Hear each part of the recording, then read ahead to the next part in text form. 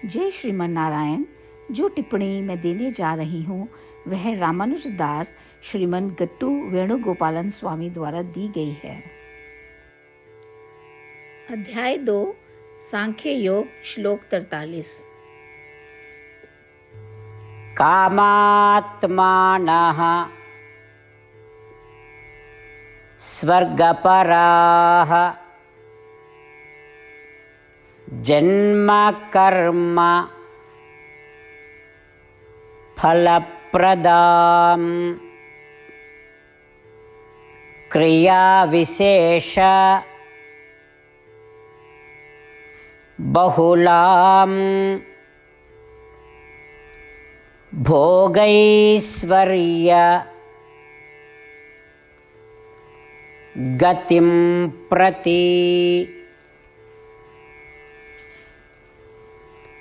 ओम। गीताचार्य श्री कृष्ण परमात्मा अर्जुन सहित हम सभी को उपनिषदों का सार बता रहे हैं। परमात्मा कह रहे हैं, अर्जुन, कुछ लोगों को केवल सांसारिक, भौतिक और शारीरिक इच्छाओं को पूरा करने में रुचि होती है और वे उनकी पूर्ति की आशा में उन इच्छाओं से संबंधित कर्म करते हैं। ये लोग इन इच्छाओं में इस कदर डूबे हुए हैं कि इस शरीर को छोड़ने के बाद मोक्ष की इच्छा नहीं करते। वे केवल क्षणिक और अस्थायी सुखों की इच्छा रखते हैं और केवल सुख से भरे स्वर्गीय लोकों की इच्छा रखते हैं। उनका मानना है कि केवल यही हमारे लिए सब कुछ है। अर्जुन, इन इच्छाओं को पूरा करने के लिए वे यहाँ तक कि काम्य कर्म भी करते हैं जो उनके शरीर को थका देते हैं। काम्य कर्म करने के इस तरीके से वे अपने इच्छित परिणाम प्राप्त करते हैं और इन फलों को अनुभव करते हैं, और इन फलों का अनुभव करते रहने के लिए उनका पुनर्जन्म होता है। एक बार जब वे पुनर्जन्म लेते हैं तो वे काम्य कर्म करते रहते हैं। फिर से उन फलों का अनुभव करने के लिए वे फिर से जन्म लेते हैं। काम्य कर्म करने वाले लोग जन्म और मृत्यु के चक्र में अंतहीन रूप में फंस जाते हैं। वे केवल अपनी इच्छा से संबंधित कर्म या कर्म ही करते हैं, शारीरिक सुखों का अनुभव करते हैं और उसी के लिए कमाते हैं। उन्होंने जो कुछ कमाया है उसका उपयोग वे केवल काम्य कर्म करने के लिए करते हैं।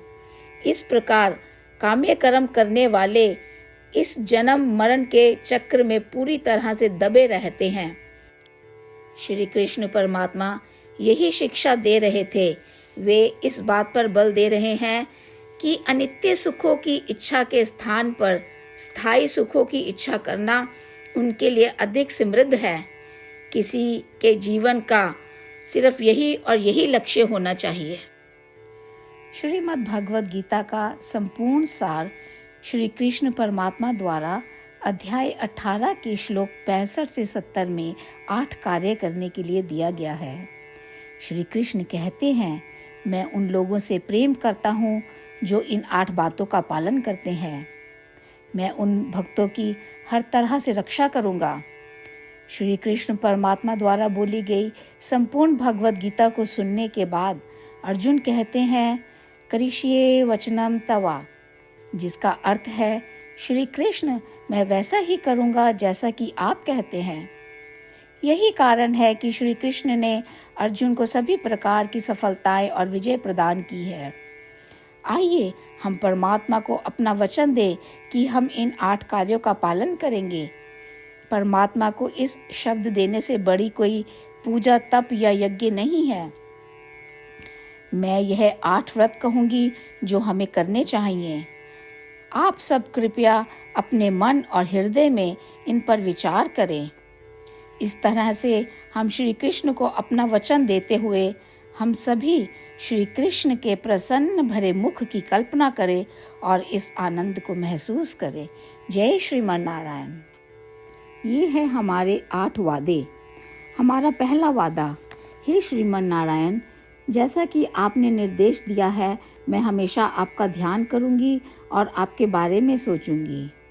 हमारा दूसरा वादा, हे श्रीमन नारायण, जैसा आपने सलाह दी है हमेशा आपका भक्त रहूंगी। हमारा तीसरा वादा, हे श्रीमन नारायण, मैं आपकी सेवा के रूप में और आपकी संतुष्टि के लिए अपने सभी कार्य करूंगी। हमारा चौथा वादा, हे श्रीमन नारायण, जैसा कि आपने अनुसरण करने के लिए कहा है, मुझे पूर्ण विश्वास है कि मैं आपकी हूँ और मैं हमेशा हाथ जोड़ूंगी और आपको नमस्कार करूंगी और आपकी पूजा करूंगी। हमारा पांचवा वादा, हे श्रीमन नारायण, मुझे आपके शब्द याद आते हैं, माम एकम शरणम व्रजा 1866, कि आपने आत्मसमर्पण करने के लिए कहा था। हे श्रीमन नारायण, मैं केवल आपकी शरण में जाती हूँ।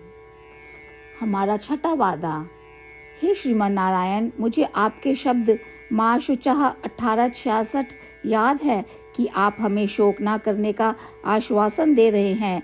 मैं अब और शोक नहीं करूँगी। हमारा सातवां वादा, हे श्रीमन नारायण, आपने हमारे लिए श्रीमद् भागवत गीता प्रदान करके हम सभी पर कृपा की है और आशीर्वाद दिया है।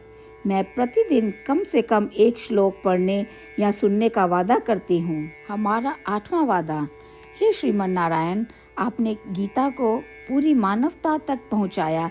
मैं गीता में आपके दिव्य शब्दों को उन भक्तों तक पहुँचाने की कोशिश करूँगी जो गीता से अपरिचित हैं। हमने अभी अभी परमात्मा से अपने 8 वादे किए हैं। श्रीमन नारायण को हर दिन यह वचन देना कि हम वही करेंगे जो वे स्वयं कहते हैं, अपने आप में एक महान पूजा है। आइए हम अपने अडिग विश्वास के साथ उन्हें अपना वादा दें। हे श्रीमन नारायण, जैसा आप कहते हैं मैं वैसा ही करूँगी, जैसा आप चाहते हैं मैं वैसा व्यवहार करूँगी और केवल आपके लिए काम करूँगी। श्रीमन नारायण करिष्ये वचनम तवा, जिसका अर्थ है, श्रीमन नारायण, मैं आपके निर्देशों के अनुसार कार्य करूँगी। सर्वम श्री कृष्णा अर्पणमस्तु। जय श्रीमन नारायण। कामात्मानः स्वर्गपराः जन्मकर्म फलप्रदां क्रियाविशेष बहुलां भोगैश्वर्य गतिं प्रति ओम। कामात्मानः स्वर्गपराः जन्मकर्मफलप्रदां क्रियाविशेषबहुलां भोगैश्वर्यगतिं प्रति ओम। श्रीमन्नारायण करिष्ये वचनं तव। सर्वं श्रीकृष्णार्पणमस्तु। जय श्रीमन्नारायण।